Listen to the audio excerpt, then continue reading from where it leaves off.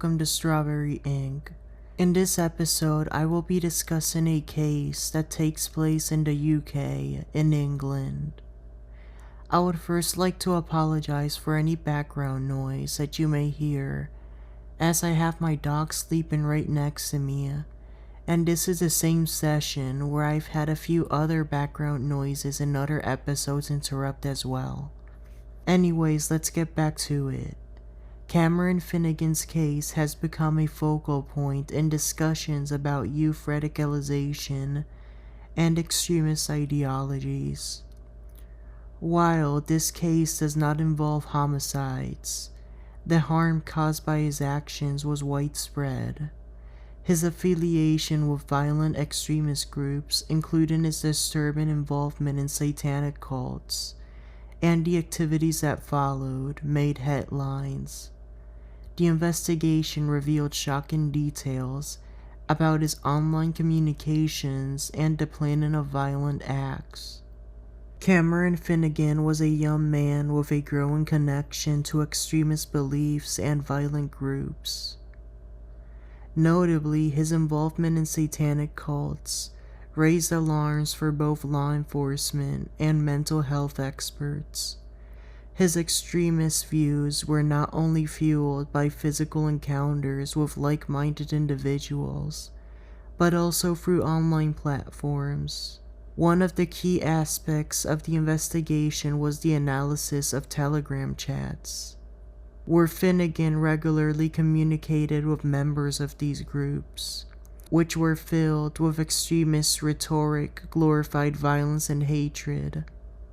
These messages were not just theoretical, they involved detailed plans to carry out attacks and engage in violent behavior, both alone and in coordination with other members of the groups. Finnigan's membership in these satanic cults provided a framework for his ideological and violent views. Within these groups, he was exposed to intense indoctrination, which included a mix of hate-filled ideologies and rituals. The impact of this indoctrination can be seen in his later actions, where he displayed a willingness to act on these beliefs in a dangerous and public way.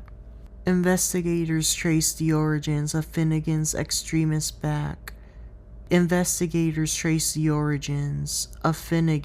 extremism back to these online and offline connections, revealing the extent to which he was involved in plotting violent crimes.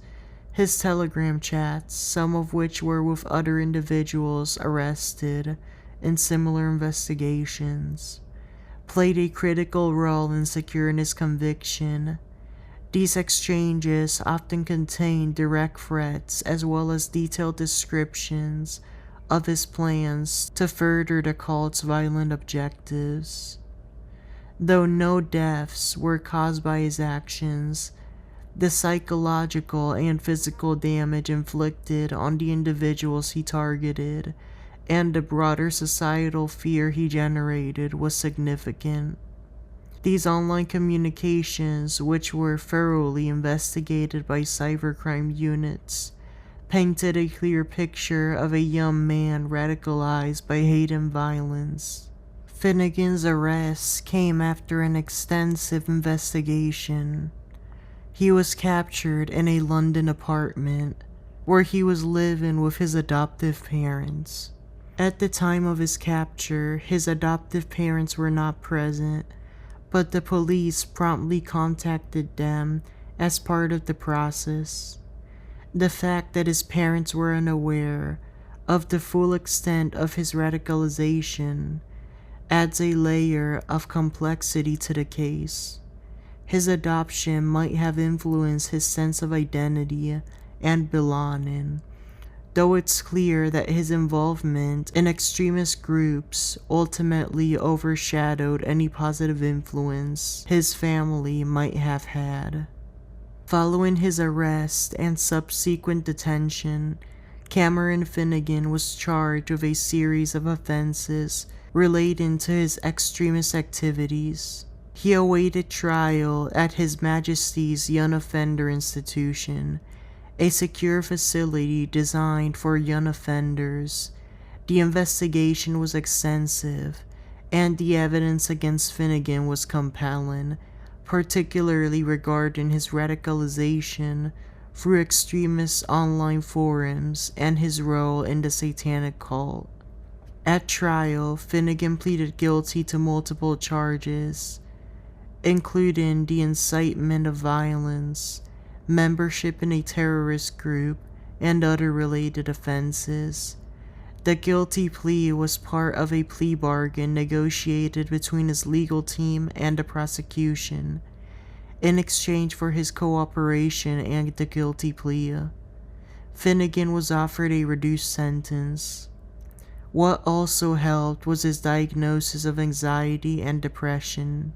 This strategy is sometimes used in the UK to expedite cases, avoid lengthy trials, and encourage defendants to acknowledge their crimes. In the sentencing, Finnigan was addressed by Justice J, who acknowledged the seriousness of the offenses and the dangerous potential of his radical beliefs.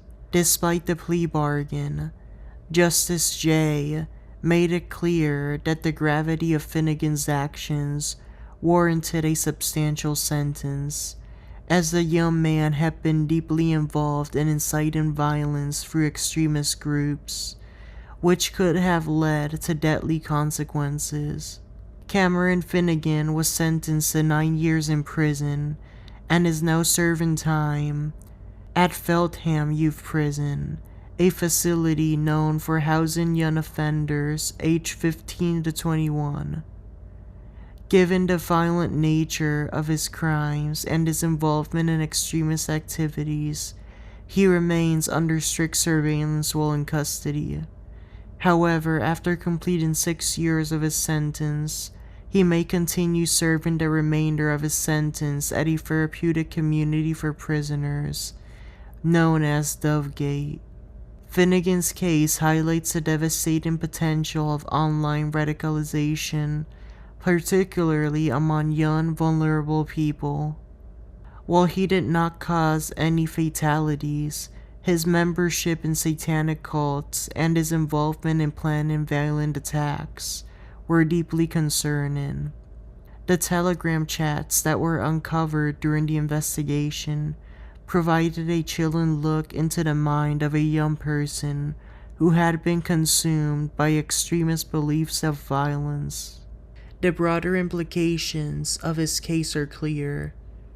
Extremism, whether religious, political, or ideological, can be an incredibly dangerous influence on young minds.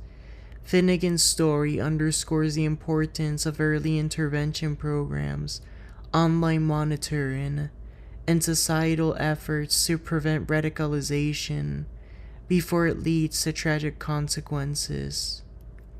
I thank you so much for listening to this episode of Strawberry Ink. Please make sure to follow this podcast, like it, and to please share it to someone whom is interested in true crime. Till next time, goodbye.